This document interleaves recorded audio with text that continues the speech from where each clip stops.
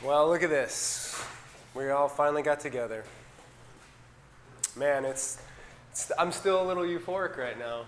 We got all these amazing minds in one spot. All my friends from Facebook and these different researchers I've been researching for years are all in one spot, and it's just, there's something in the air. It's electric. It's really exciting. Well, my name's Caleb Thomas. I'm a researcher. I'm just a simple guy. I just want to understand science. I want to bridge the gap for the layman, because I am a layman. I just want to understand basic concepts so that I can visualize and understand science. So I started off on a vision a couple years ago to simplify science. I wanted to take all the best research I could find, put all the little pieces together from a wide range of topics so I could have a coherent worldview. And I'm getting closer day by day, but I realized one really important thing is that every single person that I come across that has a new theory has a different way of explaining their ideas. Everybody has a different perspective, so therefore everybody has a different understanding of their definitions, as well as what they understand as simple key terms to define them as. And what I want to talk about is I want to get everybody on the same page. My whole purpose is to unite people together, get everybody working toward the same goal. We all have very similar interests. We all want to learn, the truth. We all want to search through all the information out there and come out with something that we can grasp and use in the real world. And so I have a couple ideas. One of the things that I really would like to bring out on the record, I would like people to realize that we are strategically being divided and conquered on all fronts. So we have to work together. That's my main focus. That's why I look in the far reaches of the internet for the smartest people I can find on any given topic, try to get their perspective. And one of the problems I keep running into is that we have this ego that gets in the way of getting us to work together. And I think that's one of my biggest. The other thing is empowerment. We all kind of lose our power because we forget how powerful we are. We're these amazing, powerful beings, and we all have these little moments of manifestation. Well, what if we put it together on a macrocosm, not just on our little micro, and we get rid of all the boundaries, the limitations? We let the limitations guide us as opposed to being limitless. And I think we can accomplish a lot more than we're doing right now. And I think this is beautiful what we're doing right here. We're getting people together that have needed to come together. We're uniting people that have had problems in the past, communicating. And I believe that's one of the biggest things that I want to communicate. Before I get into any theories, I'm sure we're going to dive real deep a little bit later. But for the layman who wants to bridge the gap between, hey, maybe I'm interested in quantum physics, maybe I'm interested in relativity theory, whatever it may be, being able to understand if you can describe things like a 6-year-old would understand, that type of coherency, that type of, okay, that makes sense, I can get that. I want to get everybody on the same page. So one of the things I like to do when I like to simplify science is, I like to use the rational scientific method. I don't know if a lot of people are familiar with that, but it helps me out. It's almost like the trivium. Some people may be into the logical fallacies and the trivium method with the way that you discern. The trivium is basically, in a nutshell, way that you can discern information. It's a filter. It's a way that you can, it's a starting point so that you can quickly grasp concepts or quickly understand how to weed through all the information. And it's basically, you go grammar first, you go through the grammar of any, say you're trying to understand a theory. First you do grammar, logic, and rhetoric. Before you even get to trying to rationalize anything, first you go through the grammar, and that's a big thing. So in the rational scientific method, grammar is a very important thing. So for instance, a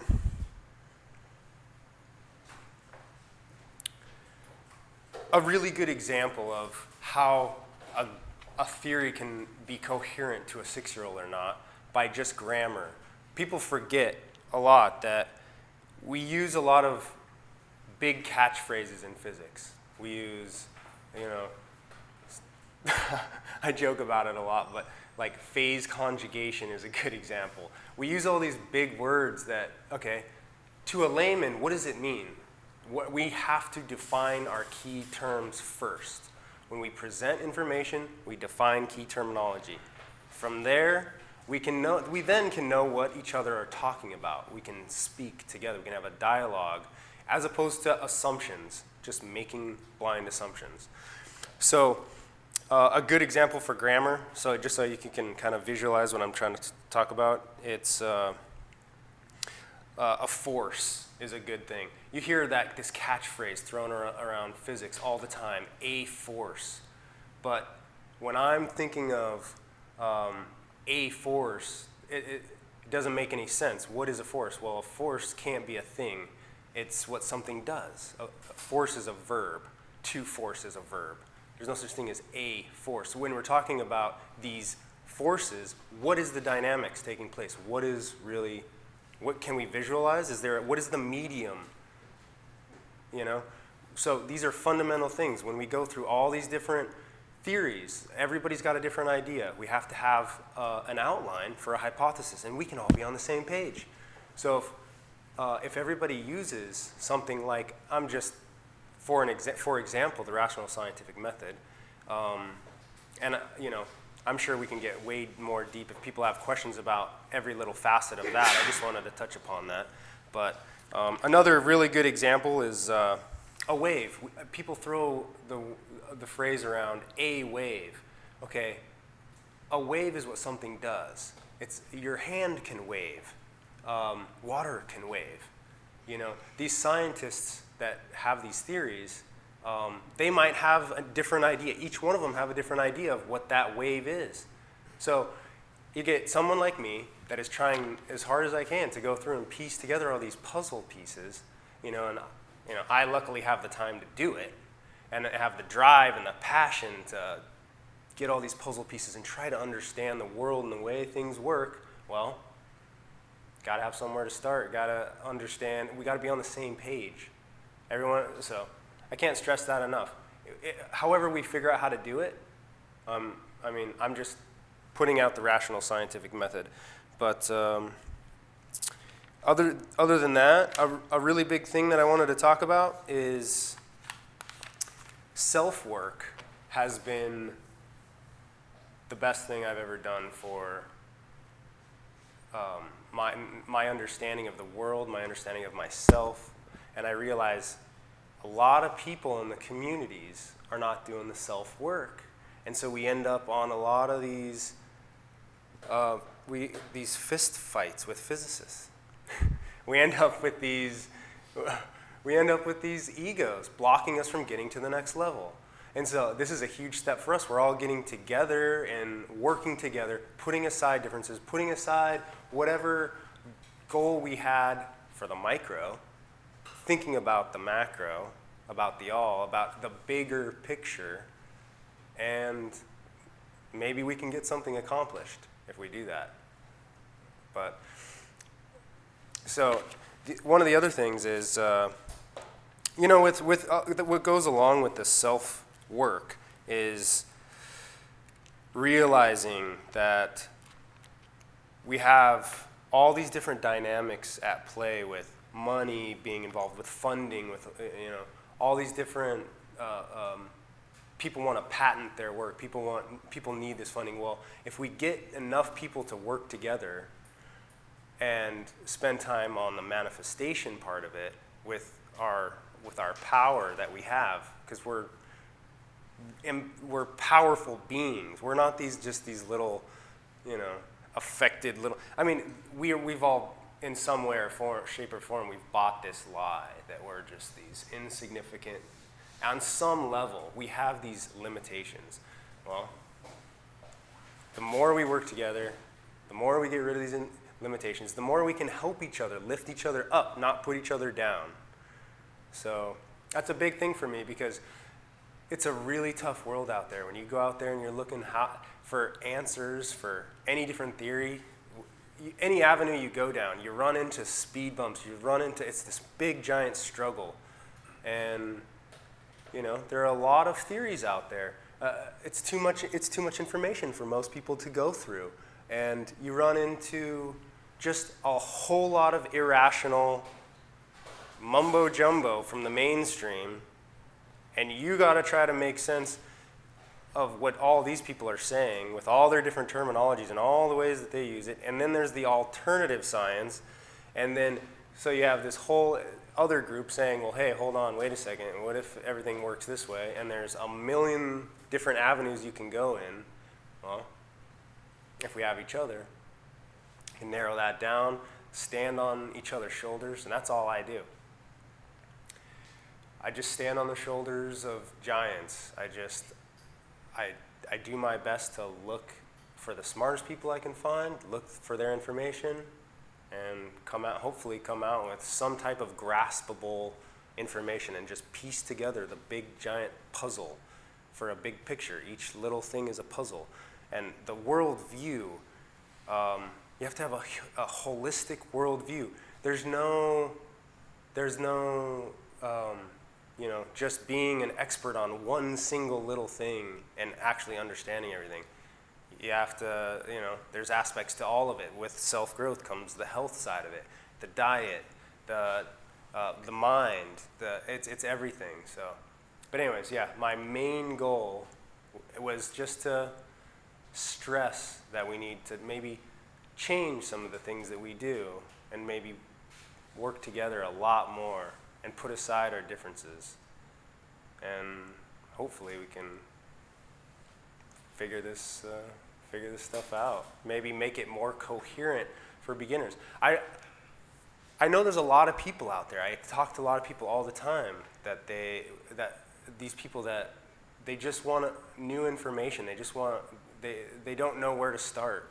And the best thing that could ever happen to people is a community for somebody to come talk to. So we got a few groups. We got the Ether Force group. We got all of us are on Facebook. All of us are on YouTube, pretty adamant, doing our best, putting all the information out for everybody to see for free. And hopefully we can do something big. I think something big is on the rise, and I like where things are headed. I'm very excited. And I think the panel discussion is where we can get a little deeper on some of our topics that we want to go down maybe some different rabbit holes and avenues. But yeah, I don't want to take too much time. How much time do I? If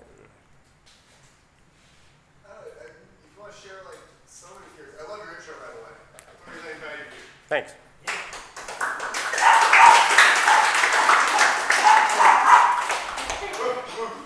What did you want me to do, Gregor? You know exactly what I wanted to talk about. Oh, you want me to talk about? Okay, well, I know what Gregor wants me to talk about. Okay, so now that was because I was telling you some of that stuff. just to touch on some stuff real briefly, I think that the trivium method, the rational scientific method, these different ways of thinking, it is a really good way to get you to start opening your mind, opening to new possibilities that maybe before you might have thought you knew exactly how something worked. Maybe we had a fundamental understanding of something, so we chalked it up as truth, as a foundational, something is this way, and I know it. And I just want to be open to looking at different perspectives, different theories. I like reviewing everybody else's work. If you go look at somebody else's theory and you use a different method to discern information, you might find that their whole premise was flawed. You might find that, wow, we might want to question some things that were really fundamental. For instance, Gregor likes one of my ideas that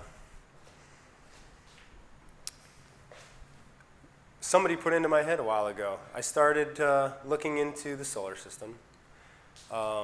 Surely everybody knows that the Earth is this ball with floating around in space on a rock. Everybody knows this, right? Well, one by one, I would go through and check how and why we understand certain things. And one by one, I began to find maybe these things aren't so solid as far as our truth. Like maybe these things need to be questioned, And for a lot of people that already know, that have been in the alternative, you probably already know that alternative scientists usually, question. It's like the 180-degree rule. You question just about everything, because once one thing goes, it's like, okay, well, what else is out there? Well, I have many, many different ways of looking at things. And one of the most radical things that I've came out with, questioning, just happens to be one of the most popular things that some of the people that contact me and say, wow, what, if anything else, it's an amazing thought experiment for critical thinking. You know that the Earth is a ball and we live on the outside, right? Well, how do we prove, for instance, that the Earth isn't flat? There's a lot of flat earthers out there, and they'll come out with a lot of different explanations for different phenomena. Well, I started looking into all of it. I started looking into a guy named Thomas Joseph Brown gave me a little bit of insight to whether or not stars are visible from outer space. If stars disappear, well, okay, surely we have, some way to disprove that. I just went deeper, and I couldn't disprove it, no matter how hard I tried. With all the physics, with all the math, with everything we have, with all the so-called photographs. Every photograph I saw of the stars was through different filters. Okay, so then there's got to be another way. I can disprove this theory. I can disprove that. Well, one by one, I started realizing that I couldn't disprove a theory called concave Earth theory, where how do we know that we're not living on the inside of the Earth?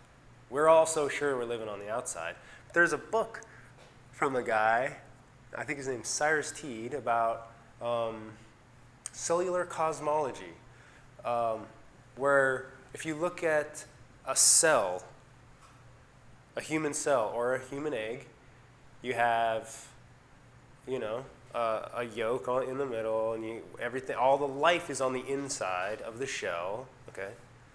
And so it got me scratching my head a little bit, and I started looking at all the examples I could of spheres and life within spheres and how they work. Almost all the time, the life inside of a sphere is on the inside, not on the outside. So, okay, this is starting to get weird. Now all of a sudden I have no clue. All my fundamental ideas of how what I've been shown my whole entire life. You know, I realized they don't even have pictures of the Earth before like 1997. They've been using the same picture of the Earth on every picture of the magazines and all the physics books. Why? Why do they use the same picture? I mean, surely we have, you know, and I'm sure a lot of people have looked into the moon landings and questioned how the moon landings may or may not have been. I mean, it's pretty obvious to me we haven't been told the truth on a lot of things. Now, whether or not you are open to some of these things, if you just reject them right away, I would say that you don't have critical thinking skills, because we have to question everything, even the things we know. Well, I mean, I could talk for hours about these different theories, but what I am really interested in some of these theories, like concave, is the fact that maybe light itself and consciousness itself is a lot different than we think it is and what we've been told. So certain things that we observe, maybe we might be measuring our consciousness. We might be measuring different things than we think we're measuring. We might be so sure that there's this solid world out here and it's a certain platform, but realistically, you know, you can't discount the possibilities of holographic theory. I don't know, there's a lot of people that have heard of holographic theory. I would look into that. I would look into, if you're interested in any more of this stuff, I highly recommend you check out some of these experiments. One by one, I started doing these actual experiments. There's one called Airy's failure, that they use telescopes to do experiments with light and the way that starlight.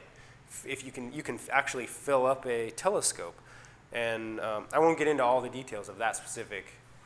But look into that. Look into the plumb bob. There's a plumb bob experiment where, for some reason, if you hang plumb bobs in tamarack mines, you actually get a convergence instead of a divergence.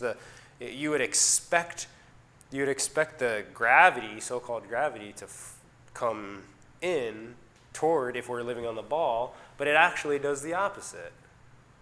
So all these little experiments are measuring physical phenomena and making me question how gravity works, what is gravity itself. I mean, fundamentally, I could probably talk for a few hours just on that one thing, on gravity itself. Yes, Gregor? Oh, sorry. But yeah, so to go a little deeper on some of these facets, these are just, I'm not saying that I know that we live on the inside of an earth. I'm saying, is it a possibility? What is the dynamic of light and how light works? And can we explain certain phenomena? How can we explain certain phenomena? There's an article on Etherforce called the 40, Isn't It Strange That? 40 Things, Isn't It Strange That? Read that. It really makes you question. There's a lot of phenomena that we can't explain with our current theories.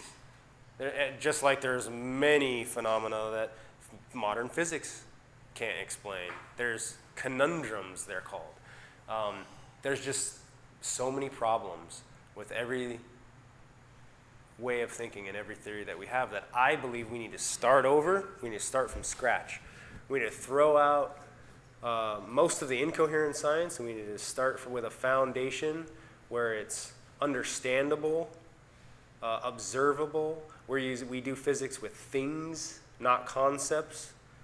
We can use our philosophy and our imagination to imagine the way things go, but that's a completely different thing, which needs to be merged in later. But for the purposes of physics, we have to start we have to start using tangible objects for physics, and then bring in the second step of trying to visualize, trying to illustrate.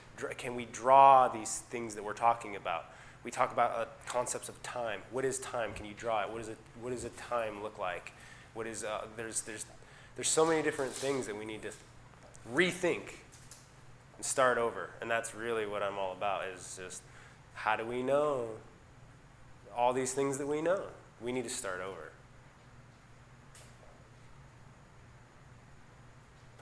But anyways, yeah.